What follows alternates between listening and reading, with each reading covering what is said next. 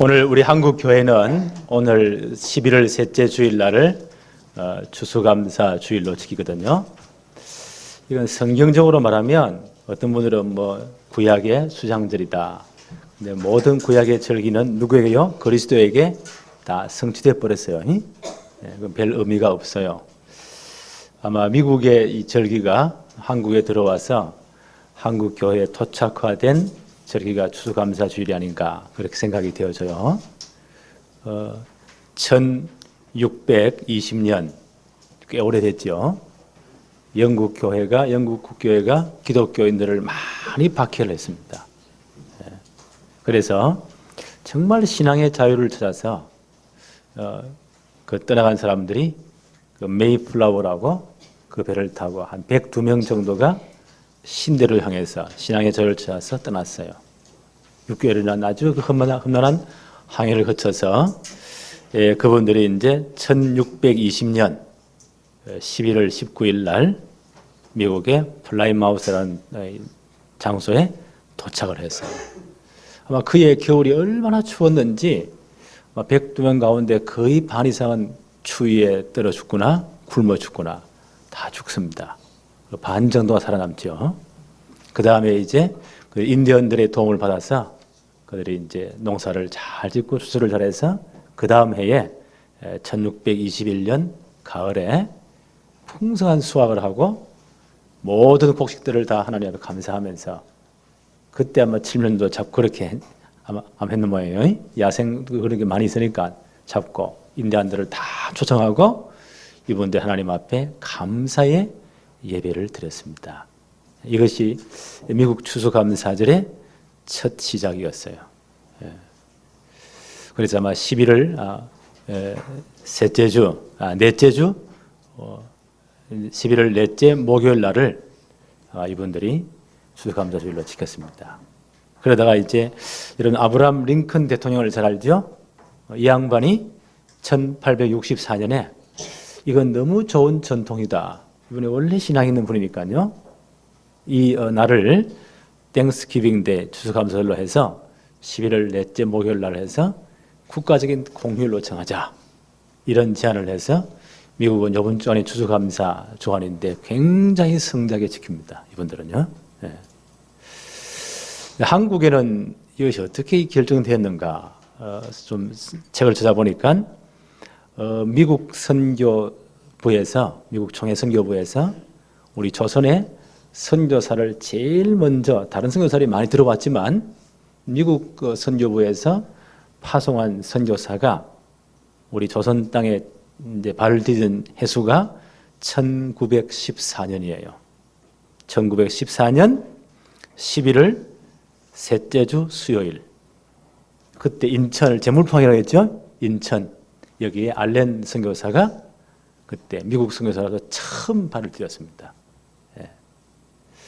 그래서 한국교회는 미국 선교사가 처음 이 땅에 발을 디딘 그날, 그게 1914년 11월 셋째 주 수요일 날이에요. 이 날을 처음에는 한국교회가 추수감사 주일로 지켰어요. 그 수요일을 지키나 너무 이제 그때는 다 농경사회고 다 농사 짓는 데니까 수요일 하면 괜찮지만 지금은 수요일 먹으려면 좀 힘들잖아요. 다 모이기가. 그래서 아마 그 이후에 11월 셋째 주일 날을 추수감사 주일로 지키자. 그렇게 한 해 동안 하나님이 주신 축복들을 다 우리가 다시 한번 점검하면서 또 내년에 받을 축복들을 우리가 다시 한번 또 기려보면서 이 절기를 지키자. 그렇게 해서 추수감사 주일을 지키는 거예요. 그 상징으로 이런 이제 과일도 다 갖다 놓고 장식도 하고 하나님이 이렇게 풍성해 주셨다. 이런 걸 다 감사하면서 하나님이 올해도 지키셨으니까 내년에도 더 큰 축복을 하나님 주십시오. 라는 그런 여러 가지 의미로서 추수감사 주일을 지킵니다. 나는 이것이 굉장히 좋다고 생각해요. 어떤 분들은 또 토착을 이래가지고 추수감사 주일로 하자. 그때는 넓은들의 아니까 추수도 다 안 했는데 또 11월 셋째 주 하니까 다 넓은들이 하니까 다 추수 다 해버렸는데 이런 시차는 좀 있어요. 그러나 그 의미를 우리는 분명히 살려야 됩니다. 우리 사무엘상 계속 나가십시다. 다윗이 이제 너무 급한 김에 블레셋 땅 가드란 것, 가드가 어떤 곳이죠? 3년 전에 다윗이 골리앗을 한 방에 보냈잖아요. 그 골리앗의 고향이 가드예요. 거기를 사울을 피해서 도망갔잖아요. 체포돼가지고 미친 척하면서 이런 쇼를 하면서 빠져 나옵니다. 이때 다윗이 많은 충격을 받은 것 같아요. 하나님 앞에 자기 자신을 깊이 세워놓는 이런 성찰의 시간들을 아마 많이 가졌다고 생각되어져요. 그래서 내가 하나님 말씀 놓치니까 하나님 놓치고 내 정체성을 놓치고 이렇게 창피를 당하는구나. 많은 회개와 함께 다시 유다 땅으로 돌아옵니다. 아둘람 굴이라는 유다 지역의 저 남쪽에 있는 아주 굴입니다. 지금도 그 굴이 굉장히 크다고요. 거기에 이제 은친서를 삼습니다. 이때 보니까요, 이 소식을 듣고 그때 막 여러 가지 환난 상한 사람, 속 터지는 사람, 여러 가지 고난 당하는 이런 사람들이 다윗에게 몰려오기 시작합니다. 그러면서 이제 남자만 한 400명 되니까요, 굉장히 많은 사람들이 몰려와요. 이제 다윗은 혼자가 아니에요. 이 모든 식솔들을 다 먹여 살려야 우두머리가 된 겁니다. 이 400명의 공동체가 앞으로 메시아 왕국이 될 다윗 왕국을 세우는 중요한 기초가 되는 거예요. 자, 본문을 한번 볼까요? 사무엘상 22장 1절과 2절 한번 봅시다. 그러므로 다윗이 이제 블레셋을 도망 나오잖아요. 그곳을 떠나 아들람 굴로 도망하며 그의 형제와 아버지의 온 집이 듣고 그리로 내려가서 그에게 이르렀고 2절에 환난 당한 모든 자와 빚진 모든 자와 마음이 원통한 자가 다 그에게로 모였고 그는 그들의 우두머리가 되었는데 그와 함께한 자가 400명 가량이었더라. 이런 사람들이 이제 몰려오기 시작합니다. 다윗이 뭐가 되었다고요? 이런 환난 당한 사람들, 정말 원통한 사람들, 이런 분들이요, 도피성을 찾아서 다윗에게 몰려온 겁니다. 다윗이 이제 뭐가 되었다고요? 도피성이 된 겁니다. 우리 영원한 영적인 도피성이 누구시라고요? 예수 그리스도이십니다. 그게 나 십자가 붙잡으면 살려나요?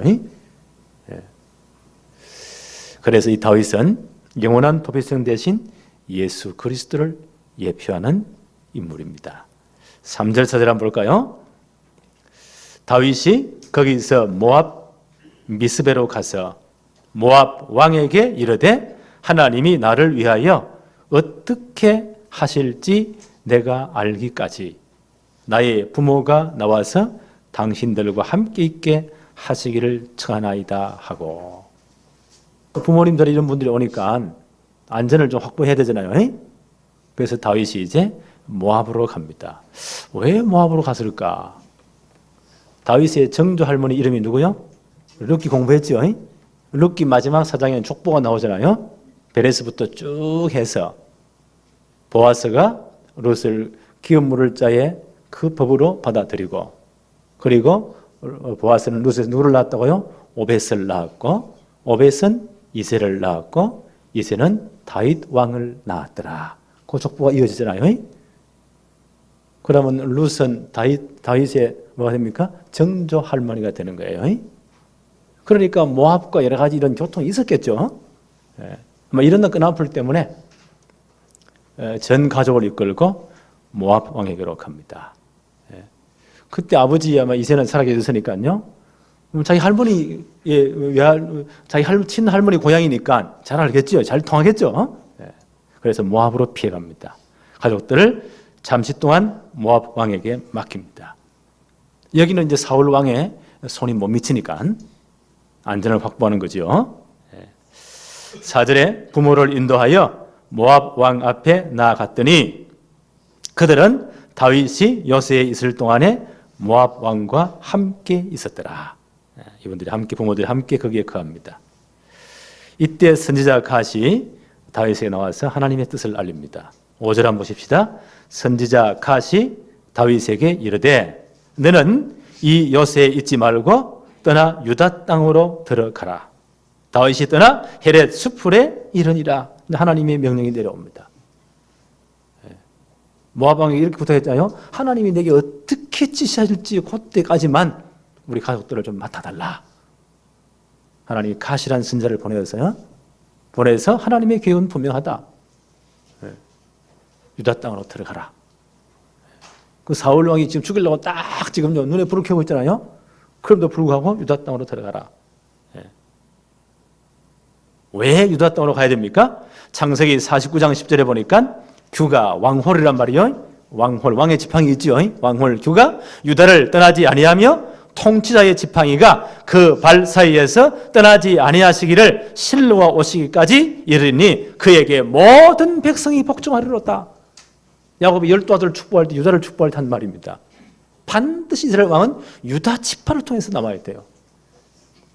그래서 너가 지금 이스라엘 왕으로 예선되었기 때문에 유다 지파로 들어가야 된다. 이게 하나님의 계획이다. 그러면서 다윗이요, 내게 하나님은 정말 다윗의 정체성을 다시 한 번 더 일깨워 준 것 같아요. 고난이 있더라도, 위험이 있더라도 하나님의 계획이 성취될 그 땅으로 들어가라. 유다 지파에서 왕이 나와야 되니까. 이게 하나님의 계획입니다. 그리고 몇 년 전 다윗이 15살 때 사무엘이 와서 기름 부었잖아요. 사무엘상 16장 13절에 너는 예선된 왕을 하나님이 택하셨다 라고 기름 부을 때 사무엘이 그냥 떠났겠어요? 다윗 평생의 가슴에 딱 꽂힐 미션을 줬단 말이에요. 하나님이 에브라임 지파를 부르셨다. 그때 하나님의 성막이 에브라임 지파에 있었거든요. 왜냐하면 가나안 정복의 영웅 여호수아가 에브라임 지파 출신이에요. 팔은 안으로 굽잖아요. 그러니까 그 엄청난 성막을 축복을 에브라임 지파, 자기 지파 안에 실로에 두었거든요. 근데 그 후대들이 얼마나 큰 축복이에요. 한 명도 관심이 없습니다. 성막 성전은 뭐라고요? 다시 한번 복습합시다. 장차 오실 예수 그리스도와 그가 완성하실 복음을 설명하는 하나님이 주신 완벽한 시청각 교재예요. 거기에 이 사람들이 관심이 없어. 하나님은 나는 거기 있기 싫다. 나는 유다 지파를 택했다. 구체적 장소로 시온산을 택했다. 거기에 하나님의 성소를, 나의 성소를 산의 높음 같이 지어라. 그래서 전 백성들이 거기서 피제사역하면서요, 오실 메시아 그리스도, 이 성막 성전의 주인공이신 그리스도를 바라봐야 돼요. 복음 붙잡아야 돼요. 이게 하나님의 계획이에요. 그 성전은 아무나 지을 수가 없어요. 왕이 되어야만이 왕권을 갖추 수가 있어요. 그래서 너를 이 사명 때문에 양의 우리에서 젖 양을 지키는 중에 너를 왕으로 예선했다. 지금부터 왕의 수업을 잘 준비해라. 그런 메시지를 다윗에게 줬단 말이에요. 하나님 지금 피해 다니는 이제 다윗에게 다시 한번 자기 사명을 일깨우는 겁니다. 바로 이것이 당신 사명입니다. 유다 땅으로 들어가십시오. 거기서 이 왕에 대한 모든 인터시 훈련을 받으십시오. 이때 아마 다윗에게는 여러 가지 보장이 없잖아요. 지금 쫓겨다니는 신세잖아요. 400명 몰려온 사람들, 진짜 속 터지는 사람, 이런 사람이 다 몰려왔습니다. 이때 아마 이 상황에 다윗이 하나님께 기도하면서 지은 노래가 있어요. 그게 시편 57편이에요. 이 상황에 하나님께 정말 기도한 내용입니다. 그리고 그걸 노래로 지어서요, 그게 시편 57편입니다. 다윗이 이렇게 말을 합니다. 시편 57편 1절 2절에 하나님이여 내게 은혜를 베푸소서. 내게 은혜를 베푸소서. 하나님 은혜 아니면 절대 안 되잖아요. 사울은 지금은요, 전 군대를 풀어 죽이려고 지금 쫓아다니잖아요. 얼마나 급했으면 블레셋까지 가죠. 그런 다윗이요, 이런 죽을 위기를 또 당했잖아요. 또 다시 유다 땅으로 가라고 하니까 다윗이 기도합니다. 하나님이여 내게 은혜를 베푸소서. 내게 은혜를 베푸소서. 내 영혼이 주께로 피하되 주의 날개 그늘 아래에서 이 재앙들이 지나가기까지 피하리이다. 그 말이 무슨 말이에요? 주님이 나의 토피성이 되어 주십시오. 주님이 나의 피난처가 되어주십시오.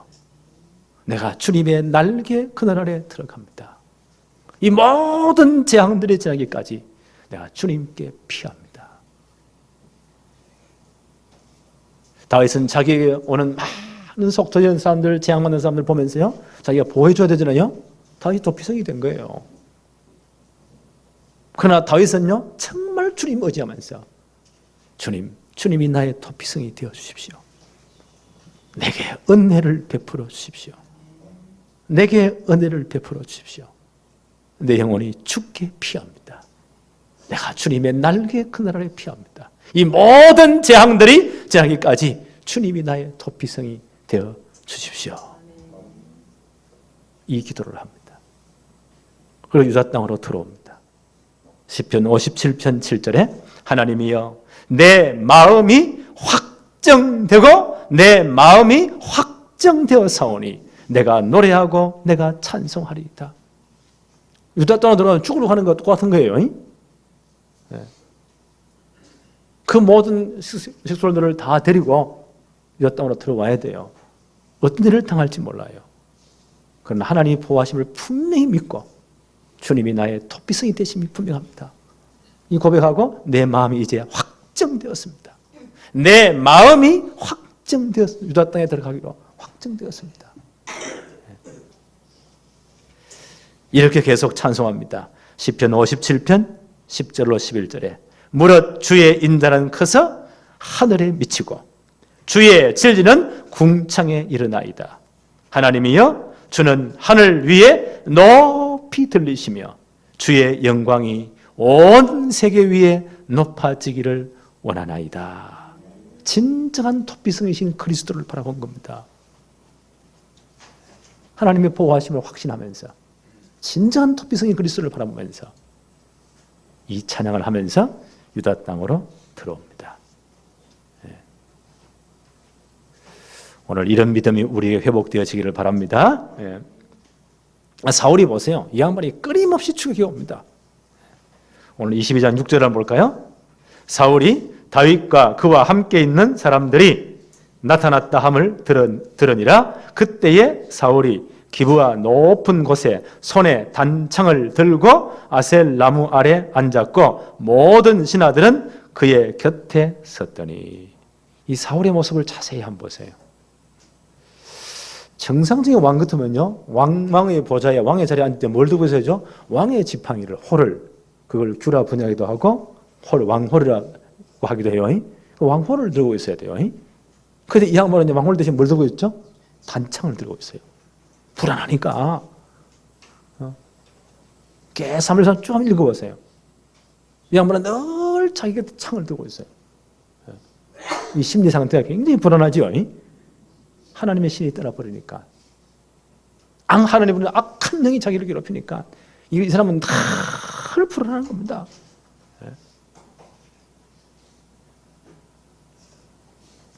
8절에 뭐라고 말하죠?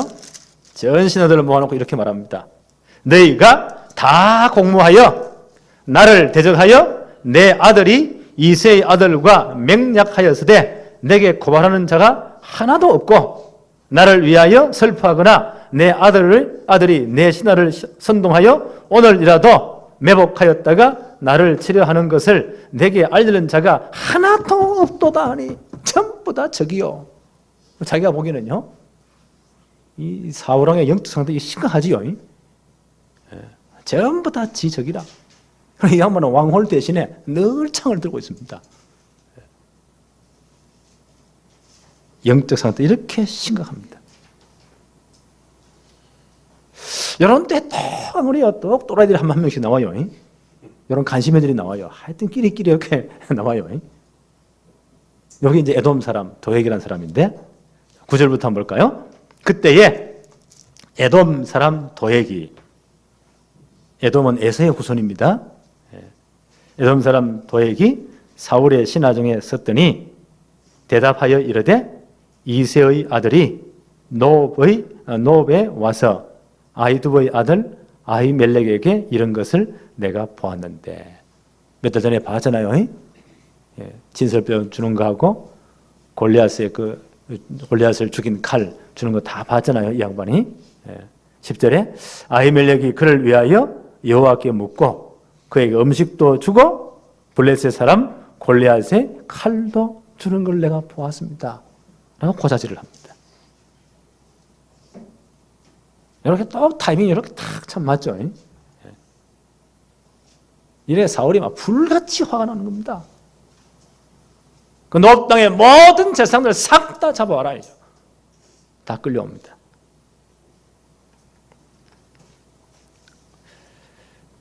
(13절) 한번 볼까요?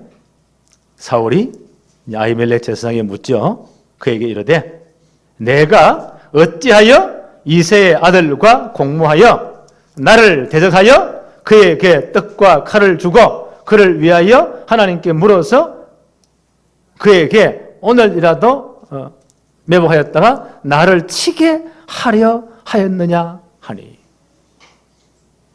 네가 왜 다윗과 공모해가지고 나를 죽일 이런 역모를 꾸미느냐. 이렇게 막 뒤집어 세웁니다.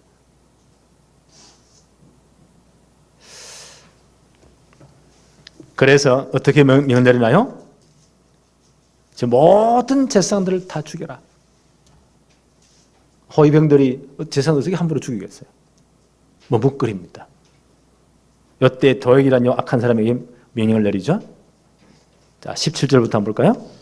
왕이 좌우의 호위병에게 이르되 돌아가서 여호와의 제사장들을 죽이라.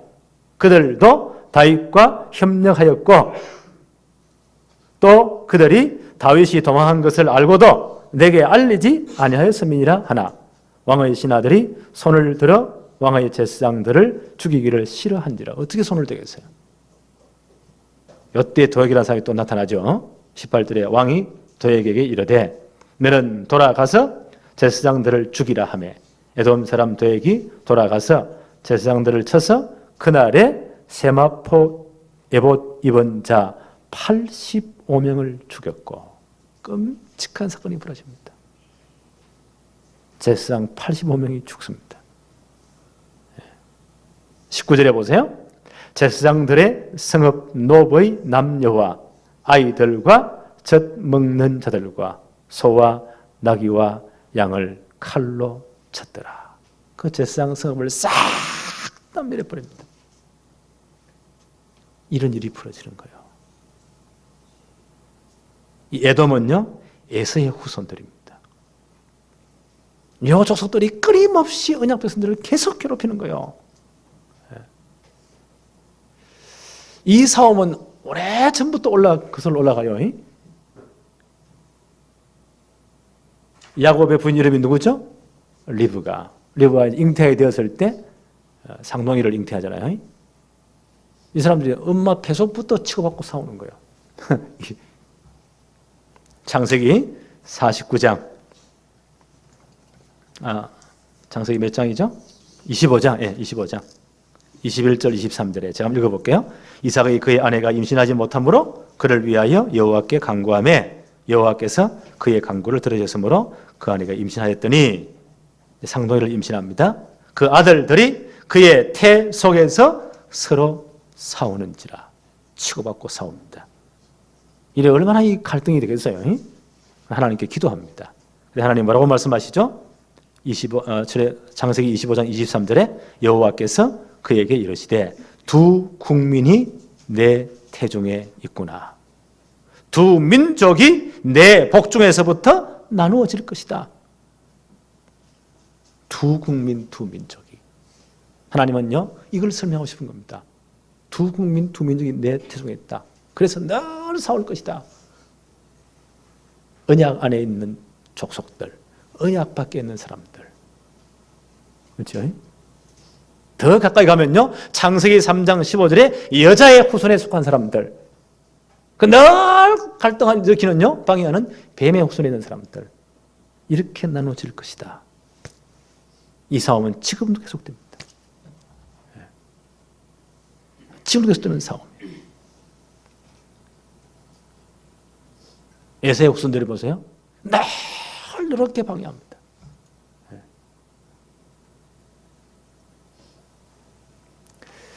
오바다서 1장 10절로 11절에 보니까 이제 이스라엘이 완전 망할 때, 바벨론 포로 잡혀갈 때, 그때 에서의 후손들이 어떻게 합니까? 엄밀하면 친척이잖아요. 그죠? 형제잖아요. 그때 바벨론 사람들을 다 도와가지고요. 도망가는 놈 전부 다 잡아다 다 넘겨주고, 예루살렘 망할 때 박수 쳐주고, 예. 느부갓네살은 예루살렘 전부 다 박살로 탁 다 잡아갔잖아요. 앞장서 잡아다 다 넘겨주고. 요 짓을 누가 했다고요? 에돔 사람들이 했어요. 오바다서는 이걸 지금 말하면서요. 그래서 너희들이 하나님의 징계를 받을 것이다. 예.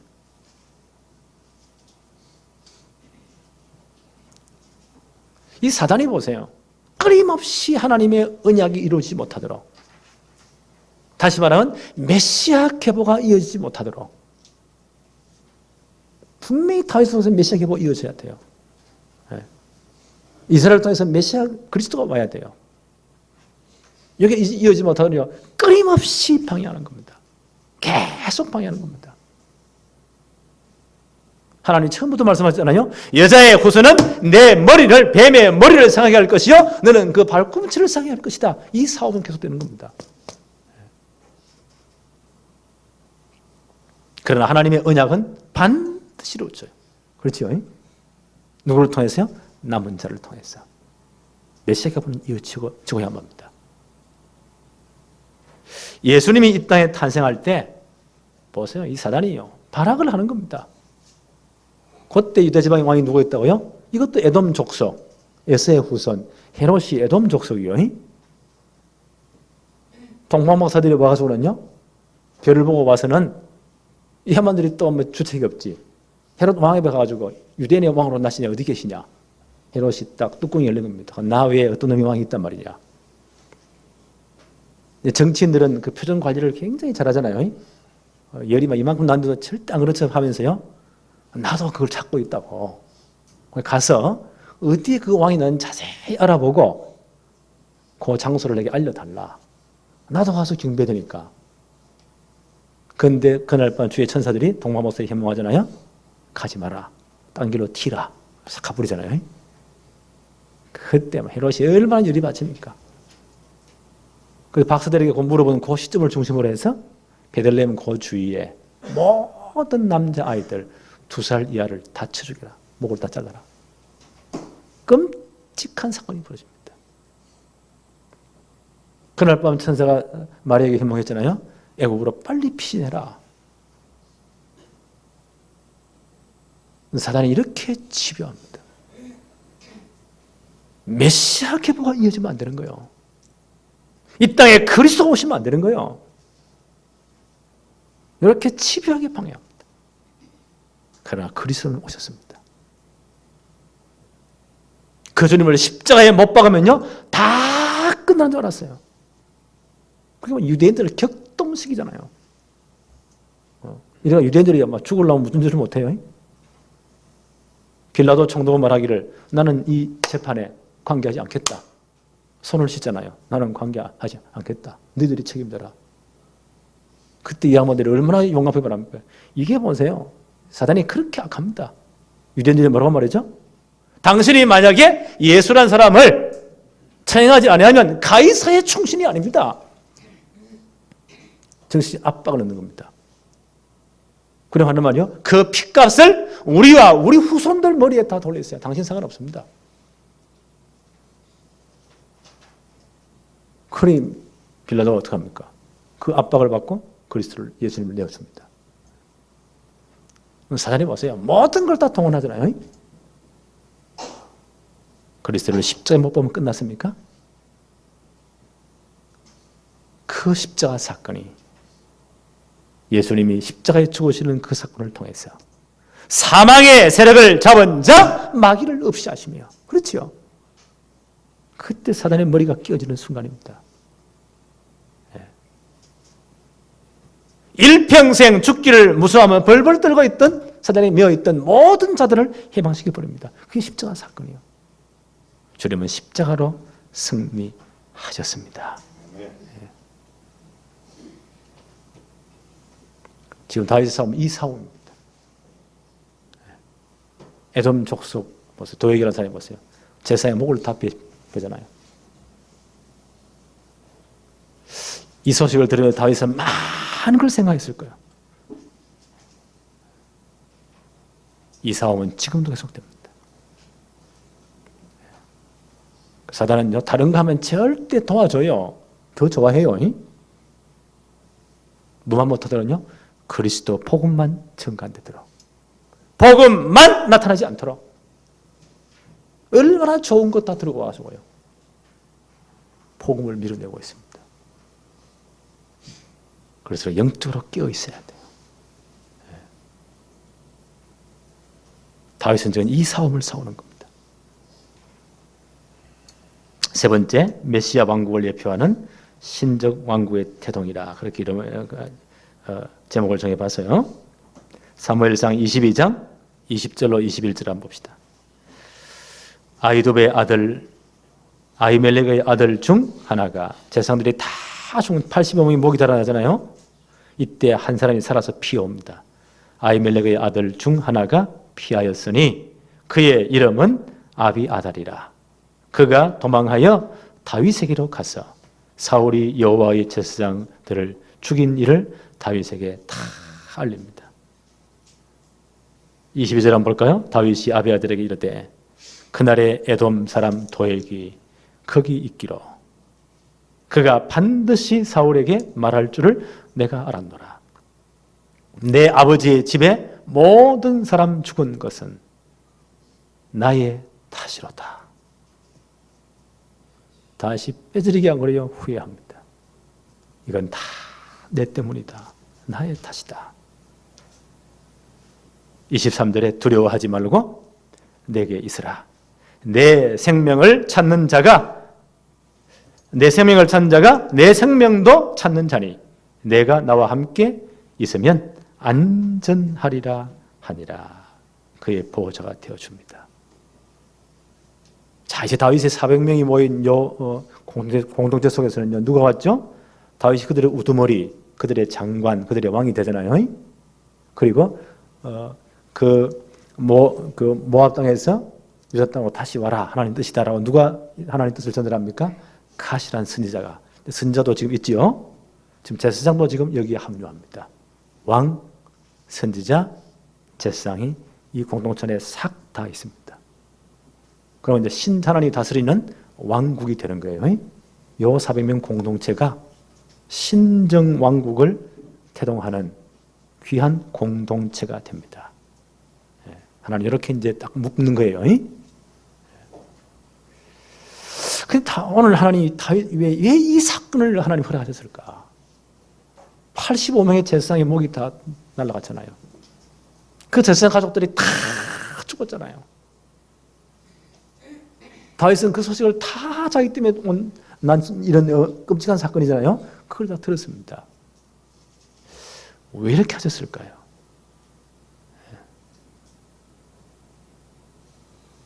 근데 아히멜렉이라는 이 제사장이 목숨이 다루는 그 사건을 앞에서도요, 다윗을 변호해 줍니다.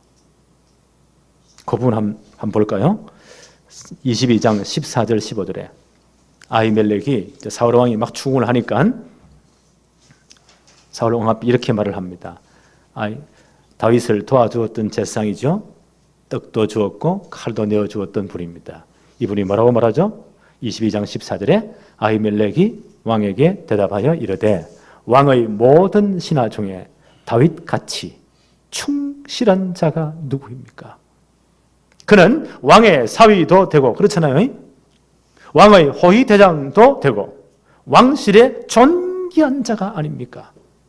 내가 그를 위하여 하나님께 물은 것은 오늘이 처음이니까 결단코 아니니이다.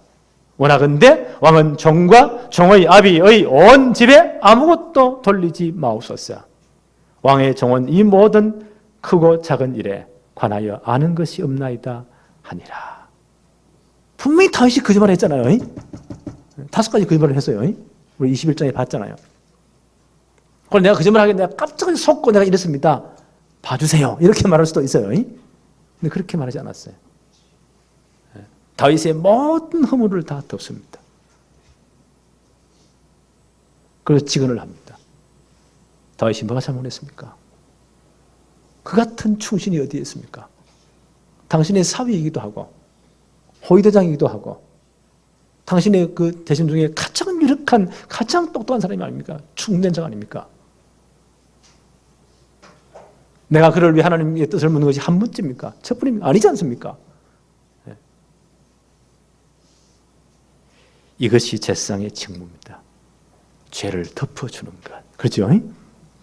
그 죄를 덮어주는 것. 이게 제사장의 직무예요. 시편 32편 1절에 이렇게 말합니다. 허물의 사함을 받고 자신의 죄가 가려진 자는 복이 있도다. 아마 다윗이 이런 여러 가지 시를 쓸 때요, 이런 것이 배경이 되어서 시를 쓰는 것 같아요. 허물의 사함을 받고 죄가 가려운 자는 복이 있도다. 로마서 4장 7절 8절에 이렇게 말씀합니다. 불법이 사함을 받고 죄가 가려짐을 받은 사람은 복이 있고 주께서 그 죄를 인정하지 아니하실 사람은 복이 있도다. 주님이 십자가에서 우리 모든 죄를 다 끝냈잖아요. 다 가리고 덮어버렸잖아요. 언제 이런 일이 일어났죠? 로마서 5장 8절에 우리가 아직 죄인 되었을 때에 그리스도께서 우리를 위하여 우리 대신 죽으셨잖아요. 모든 죄를 다 버리시고 우리 대신 죽으셨잖아요. 우리를 위하여 죽으심으로 하나님이 우리에 대한 자기의 사랑을 확정하셨느니라. 우리의 모든 죄를 다 허물을 덮어버렸습니다. 주님이 대신 다 덮어버렸습니다. 그래서 우리가 이 그리스도 안에 있으면 어떤 일이 일어나죠? 로마서 8장 1절 2절에 그러므로 이제 그리스도 예수 안에 있는 자에게는 결코 정죄함이 없나니. 그렇죠. 주님이 다 끝내버렸으니까 결코 정죄함이 없나니. 이는 그리스도 예수 안에 있는 생명의 성령의 법이 죄와 사망의 법에서 너를 해방하였음이니라. 끝. 주님이 영원한 제사장 되어서 다 끝내버렸습니다. 아마 이 사건을요, 다윗에게 정말 체험케 하신 것 같아요. 아, 저게 제사장의 직무구나. 내가 죽어야 될 그 자리에 그들이 대신 죽었구나. 하나님 이 다윗에게 정말 이 복음을 각인시키는 것 같아요. 진정한 하나님이 다윗을 복음화시키는 것 같아요. 복음화시키는 것이 무엇입니까? 내 속에 오랫동안 뿌리 내린 것. 수십 년 내 속에 살면서요, 멸망할 수밖에 없는 여러 가지 많은 잘못된 사상들, 생각들이 각인들이 있거든요. 각인된 것. 이게 이제 체질화되는 거예요. 나도 어쩔 수 없는 체질들. 사람은 여기서 헤매다가 마지막 거기서 죽습니다. 배운 사람들은 교만에 감추겠죠. 인격 수양을 많은 사람들은 잘 포장을 하겠죠. 마치 막 여기서 인생이 끝나는 거예요.